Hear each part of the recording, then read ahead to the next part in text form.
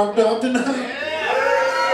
Yeah. Not me, I'm sober. Boo, gay. I had to get sober. I used to suck guys' dicks for heroin. And eventually I found one that would just sell it to me. I was like, thank God. The other guys are just being a bunch of assholes.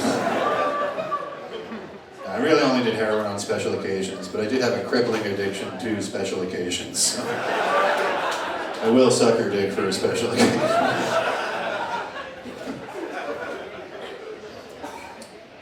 My favorite thing people say to me when they find out I was a heroin addict is they go, oh, I can never do heroin. I'm afraid of needles.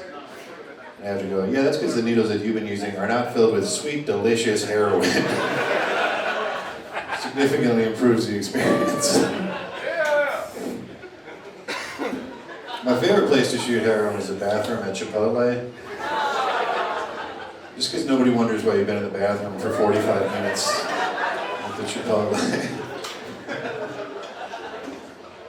I bought crack one time by accident. I was trying to buy heroin. Simple misunderstanding. If you think buying crack in the hood would be intimidating, imagine having to return it. I went back to the guy, I was like, what is this? He's like, that's crack. And I was like, oh, I'm sorry, sir, I didn't want crack. I wanted heroin. And he looks me dead in the eyes and he goes, man, how you know you don't like crack? I was like, can I speak to your manager? Sure. You let me exchange it though. They actually, that's the one thing about the hood is they have great customer service. When you buy heroin with anything, I paid a guy for heroin one time with just a broken cell phone. Another time all I had was a bag full of Susan B. Anthony silver dollars that I kept since I was 9 years old. The weirdest thing I ever bought heroin with was a box of stolen wedding silverware. And I had to be like, wait, can I just keep one spoon?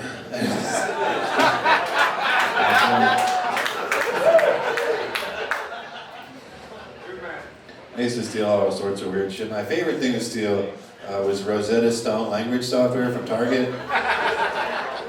If you're not familiar with that, it's like $400 language learning software. And they keep it in the book section, nobody's looking at it or anything. All you gotta do is just walk in, grab a bunch, and then when you're going out, if the alarm goes off, just be white. That's it.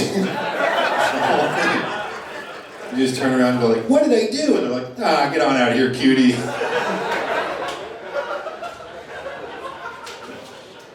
I used to sell it on eBay, and then my eBay account got shut down, and I had to start selling it on Craigslist. I swear to God, this is true. I literally had to start meeting guys in sketchy parking lots just to sell them Rosetta Stone language software. They'd be like, you said it was going to be Italian, man. I'm like, man, how do you know you don't like Portuguese? I'm like, bitch. Out there getting my dick sucked for some beginner Mandarin. So I never had to suck a dick, but it's weird to me that sucking a dick for heroin is against the law. Like if you get caught sucking a dick for heroin, you can actually get in trouble. I feel like if you're sucking a dick for heroin, you're in enough trouble already. How is that a crime? It seems more like a punishment. I was at an AA meeting one time and a guy was saying that he used to have to suck guys' dicks back when he was doing cocaine. And I thought that he meant he was prostituting himself. Turned out, no, he would just do a bunch of cocaine, and then he would just go suck a bunch of guys' dicks. And he would just be like, this cocaine is making me all weird. Nobody do the cocaine, you guys.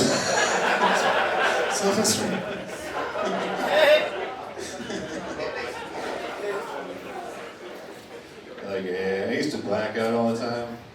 People say stupid shit to you when you're a blackout drunk. One time a guy said to me, you know, a drunk man's actions are just a sober man's thoughts. I was like, yeah, I guess I was always secretly fantasizing about pissing my pants during a fist fight. I spent all night sitting in the corner sipping away while I gathered up the nerve to piss my pants in a fist fight.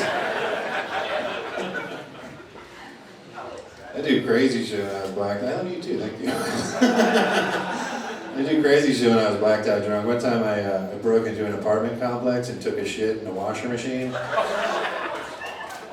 Not even as like a prank or anything, I think I was literally just confused.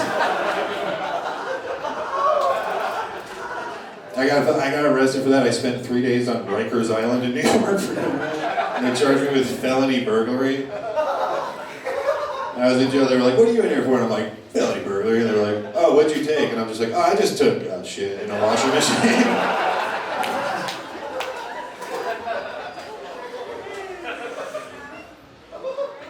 Jesus, this fucking guy. The most time I ever did in jail was like 6 months back in 2014. Jail's not that bad. You just kind of hang out all day. You can watch TV or whatever. Just like having a shitty regular life. They give you a job and everything. What the fuck is going on over there? They give you a job. My job in jail was the pancake guy. I used to make 2,000 pancakes every day for the whole jail. And I know you're thinking, that's a lot of fucking pancakes, and you're correct. But pancake man is like a very respected position in the jailhouse. Literally, that's how I would introduce myself to people in the hallway. I'd be like, "Hey, what's up? I make the pancakes." I'd be like, "Oh, pancake man!" But one day I was walking all the pancakes through the hall, and I got this giant rack of pancakes, 2,000 pancakes, and I turn a corner and they start to fall over, and I'm like, "Oh my god, I'm about to drop these pancakes in front of the whole jail. I'm just gonna look like a big bitch." You can't show any weakness in there. You get fucking raped, pancake man or not. So I came up with this plan last minute, right when they were about to leave my hand. I just went, "Yo man, fuck these pancakes! Bitch ass pancakes ain't shit!" Alright, you guys are cool except for that weird guy. Thank you.